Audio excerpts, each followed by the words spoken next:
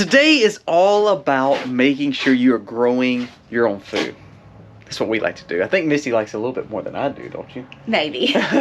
So today we're going to be talking about 5 things that you can grow in pots on your windowsill, in your home with some light, or just simply on your back porch, and you can start your road to sustainability. Now today, let's discuss which ones are some of our favorites, and Misty will talk about some, I'll talk about the others. My favorite, probably tomatoes. But anyways, we'll go a little bit more in depth in that. I am hanging out in the greenhouse today, but I couldn't let this video go without showing y'all some of my favorite things to grow in pots.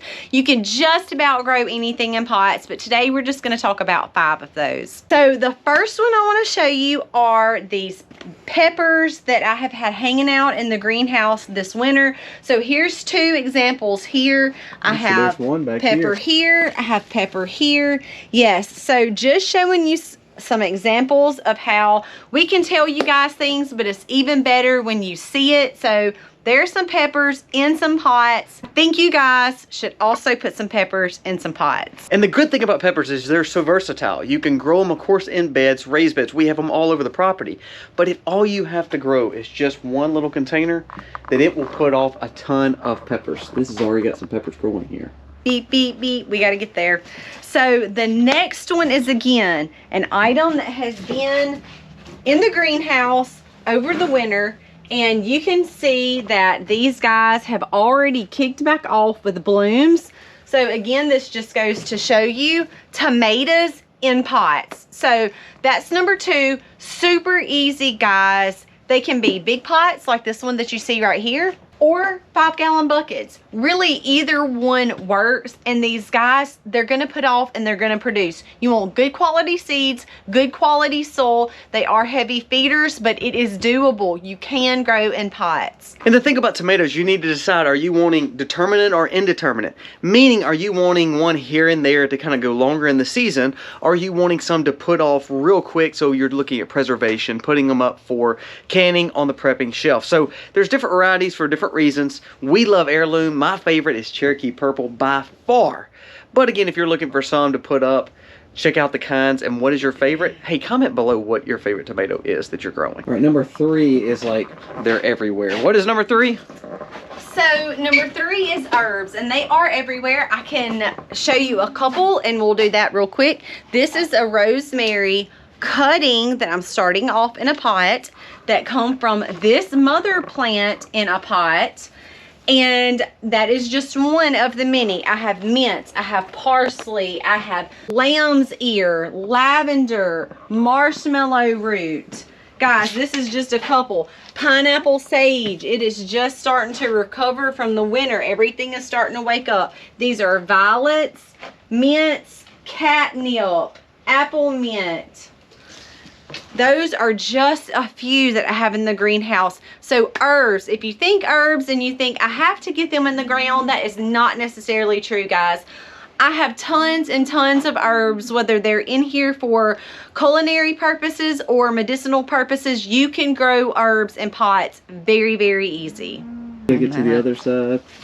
Is this the other side? I can't see you, all these plants in the way. Okay, come over here.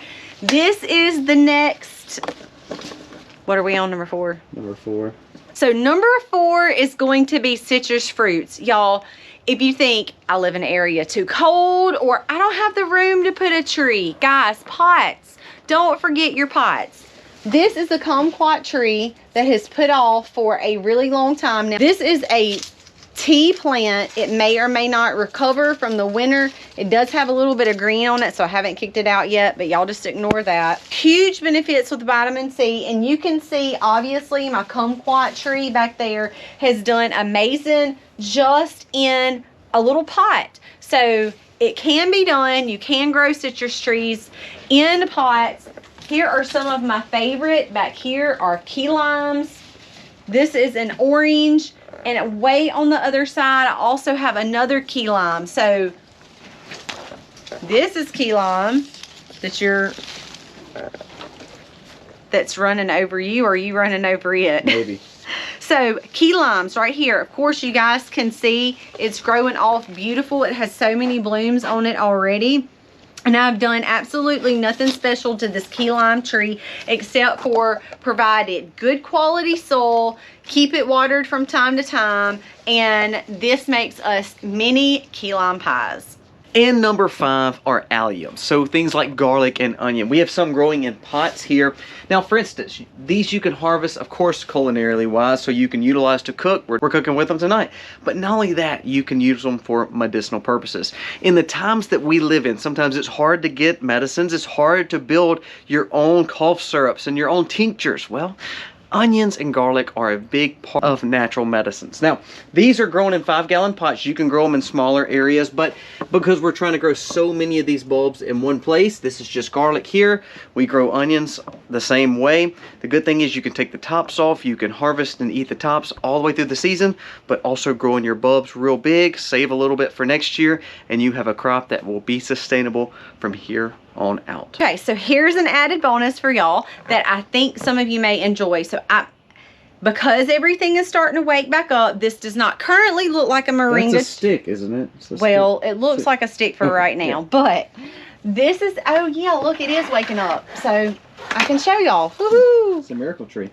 It is considered the miracle tree, but if you see these tiny little places right here, this is actually going to put off some really amazing leaves. It's called a moringa tree. Guys, I have this in this tiny pot that's not much bigger than my hand. Now, I will, because I have the space, up pot this here soon so that I can give this root system a better chance to spread out, which is going to in return yield me larger areas to grow leaves. Now, if you don't know what moringa is, I challenge you to look it up. But don't think that you are confined to not being able to grow because you don't have the space. That is incorrect. You can grow so much in pots, guys. So we just want to encourage you guys to grow, grow, grow. I even have cuttings over here that I have started.